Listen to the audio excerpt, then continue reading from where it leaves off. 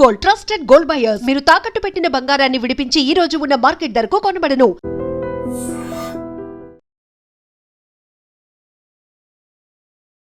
నమస్కారం, welcome to I dream. ధర్మ మార్గం విత్ విజిత కార్యక్రమానికి స్వాగతం.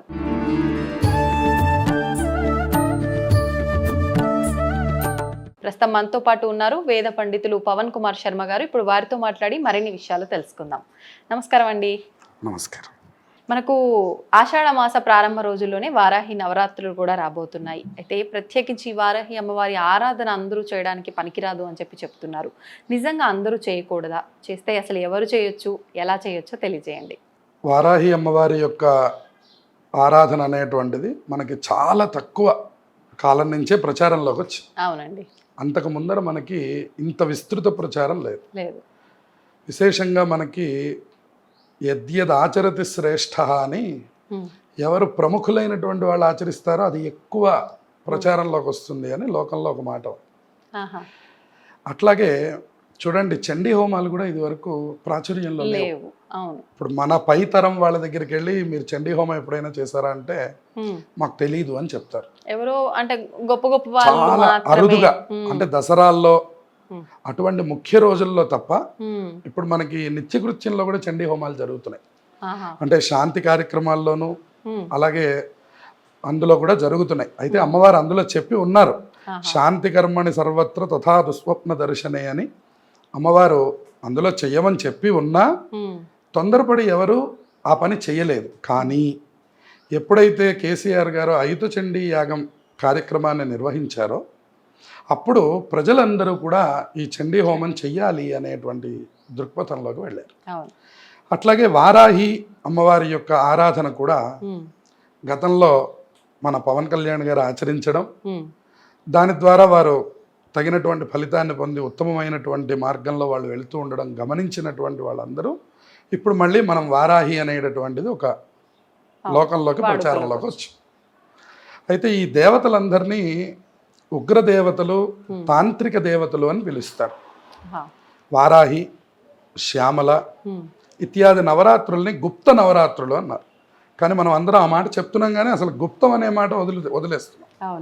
గుప్తం అంటే అర్థం సీక్రెట్ అని అర్థం, అది గోప్యం, అది రహస్యంగా ఉండాలి.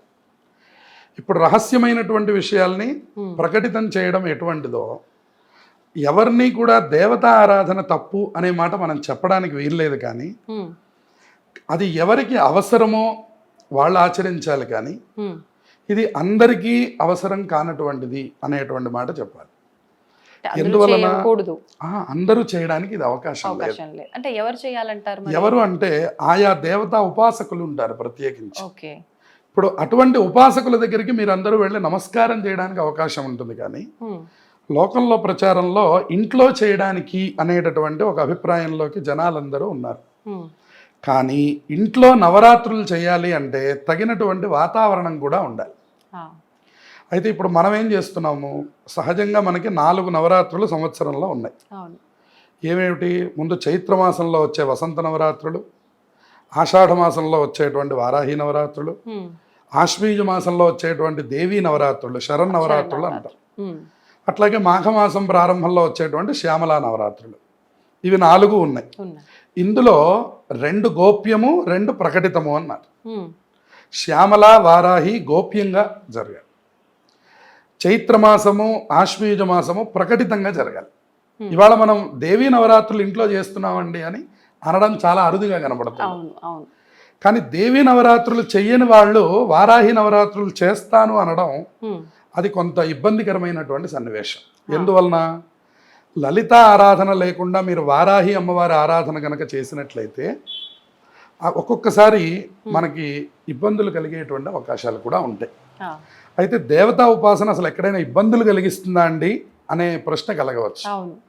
దానికి సైంటిఫిక్గా మనం ఒక్కసారి ఏమన్నా అర్థమయ్యేట్టు చెప్పాలి అంటే, మనం వాడుకునే వాటిల్లో హెర్బల్, కెమికల్ అని 2 ఉంటాయి.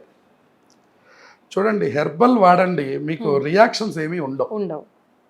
ఒకవేళ మీకు ఫలితం రాదేమో కానీ రియాక్షన్స్ ఉండవు. కెమికల్ జోలికి వెళ్ళేటప్పుడు మాత్రం కొంచెం జాగ్రత్తగా ఉండాలి. ఎందువల్ల? అవుతుంది. అయితే ఫలిస్తుంది లేదా రియాక్షన్ వస్తుంది. యాంటీబయాటిక్ టాబ్లెట్ ఇచ్చేటప్పుడు కూడా కొంచెం ఇంజెక్షన్ చేసి చూస్తారు. చూసి మీకు ఏమన్నా ఇచ్చింగ్ వస్తుందా, వామిటింగ్ వస్తుందా ఏంటి అని అడిగి మీ ఒంటికి పడింది అంటే పూర్తి స్థాయిలో ఇస్తారు. అట్లాగే దేవతా ఉపాసనలు కూడా వాళ్ళకి సంబంధించినవి ఉంటాయి. ఇప్పుడు ఇక్కడ మనకి దేవీ నవరాత్రులు చేసే అలవాటు మన ఇంట్లో లేదు. వసంత నవరాత్రులు అంటే ఏమిటో మనకు తెలియదు. ఇవేమీ తెలియకుండా వారాహి నవరాత్రులు మా ఇంట్లో చేస్తామండి అనడం సాహసోపేతమైన నిర్ణయం. కెమికల్ని వాడడం లాంటిది. అట్లాగే అందుకని వారాహి అమ్మవారిని ప్రార్థన చెయ్యొద్దు అని ఎవరు చెప్పడానికి వీల్లేదు.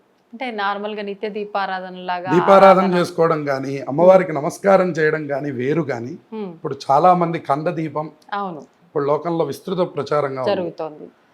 కంద దీపం అని, తర్వాత నవరాత్రులు ఇంట్లో చేయడం అని అనేటటువంటిది ఉన్నది. కానీ కంద దీపం నిజంగా విశేషంగా చేయొచ్చు అంటారా? ఉన్నది.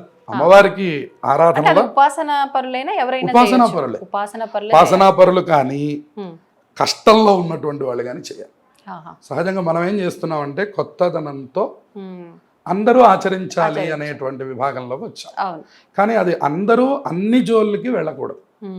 చూడండి, మన ఇంట్లో ఉన్నటువంటి కరెంటు బోర్డే మనదే, నేనే డబ్బులు పెట్టి చేయించాను, నేను ముట్టుకుంటాను అనకూడదండి. మనం ఏం చేయాలి? ప్రమాదమే ఎవరిదైనా సరే ఎలక్ట్రీషియన్ని పిలిపించాలి. అంతే. అయ్యా మీరు అదేంటో చూడండి, మాకు ఫలానా సమస్య వచ్చింది, మీరు వచ్చి మీ పని చేసుకొని వెళ్ళండి అంతే.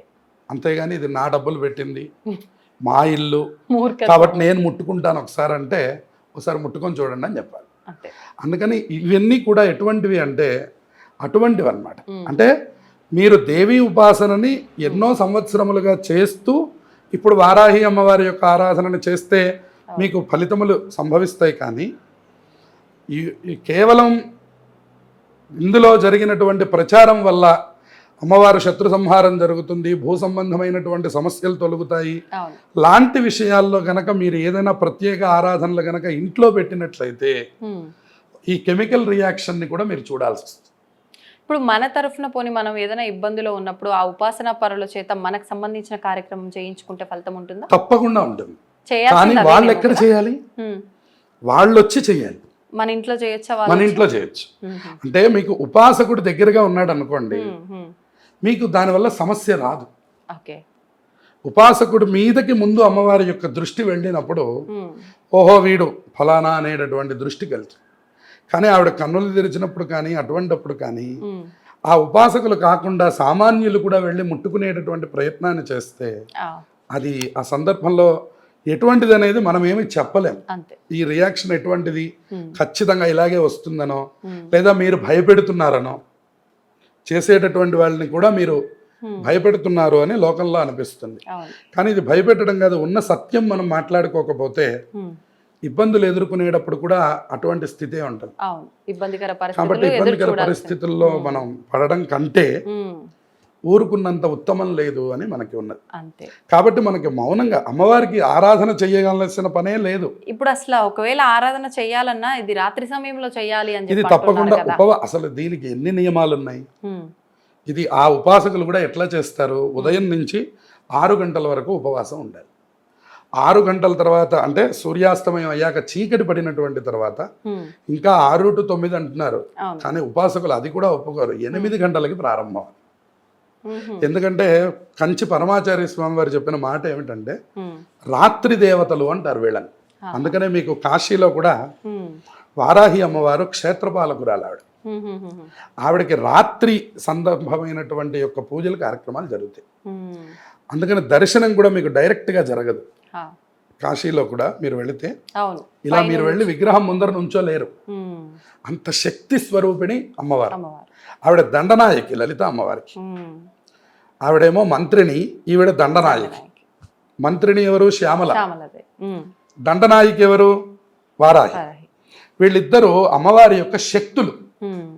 ఇప్పుడు ముఖ్యమైనటువంటి యొక్క దేవతను కలిసేటప్పుడు అసలు లలితా సహస్రనామం గనక మీరు చదువుకున్నట్లయితే అసలు మళ్ళీ ప్రత్యేక వారాహి ఆరాధన చేయవలసిన అవసరం మీకు లేదు. మీరు వారాహి అమ్మవారి చిత్రపటం పెట్టుకున్నా కూడా సామాన్య గృహిణులకి మనం ఇచ్చేటటువంటి సూచన ఏమిటి అంటే మీరు పెట్టుకోవడం వారాహి అమ్మవారి యొక్క చిత్రపటాన్నే పెట్టుకోండి. ఆవు నేతితో దీపారాధన చేయండి. సహజంగా వారాహి ఉపాసనలో విప్ప నూనె వాడతారు, విప్ప నూనె. కానీ ఆ ఉపాసన లేనటువంటి వాళ్ళు ఆ దీపారాధన చేయడాన్ని పెద్దలు అంగీకరించలేదు. అందువల్ల అన్నిటికీ మూలమైన లక్ష్మీప్రదమైనటువంటి దీపం ఆవు నేతితో చేసేటటువంటి దీపారాధన. వారాహి అమ్మవారి చిత్రపటాన్ని ఇంట్లో పెట్టుకొని ఆవు నెయ్యి దీపారాధన చేసి, అవకాశం ఉన్నటువంటి స్త్రీలు కానీ పురుషులు కానీ 9 రోజుల పాటు అసలు మీరు దీక్షగా ముందు లలితా సహస్రనామం చదవడం నేర్చుకోండి. అంతకంటే గొప్పదైనటువంటిది ఏది ప్రపంచంలో లేదు. వారాహి అమ్మవారు, ఆ అమ్మవారికి ఒక అంగదేవత. ఇప్పుడు అంగదేవత ఉపాసననే మీరు గొప్పదన్నప్పుడు ముఖ్య దేవతా ఉపాసన ఇంకా ఎంత గొప్పది. అంతే కదా. అటువంటి ఉపాసనని మాని కేవలం నేను అంగదేవతా ఉపాసన చేస్తాను అని అనడం అది పూర్తిగా సమంజసం కాదు. అది వాళ్ళ స్థితికి మనం వదిలేయడం. ఎందువలన అంటే ఇది ఎక్కువ ప్రచారం కాకూడదు అని మా ఉద్దేశం కాదు, కానీ దీనివల్ల ఎవరు ఇబ్బందులు ఎదుర్కోకూడదు అనేది మా ఉద్దేశం.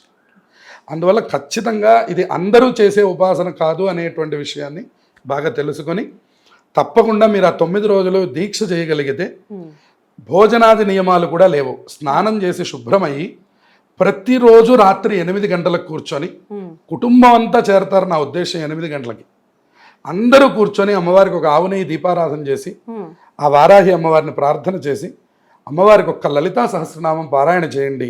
మీరు అద్భుతమైన ఫలితాలను చూస్తారు. మానకుండా 9 రోజులు చేయండి. ఈ నవరాత్రులు 9 రోజులు కూడా.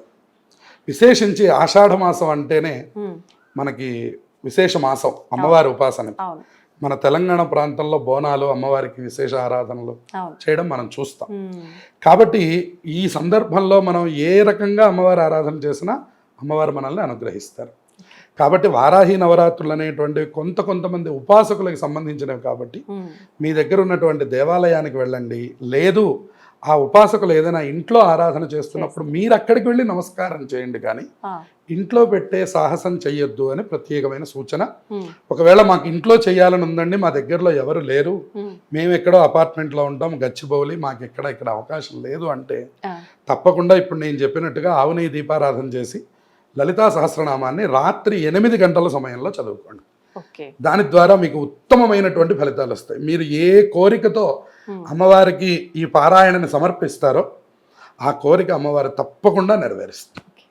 సంతోషం అండి, చాలా చక్కటి విధానాన్ని తెలియజేశారు. ధన్యవాదాలు. శుభమస్తు. తవ్వండి, తవ్వుతూనే శివలింగం సరే దాన్ని అట్లా కప్పేసేయండి, చూపించదండి. Krishna is there. మూర్తి పూజ కాదు, సాక్షాత్ బ్రజేంద్ర నందన భగవాన్ ఉన్నారు మూర్తిలో.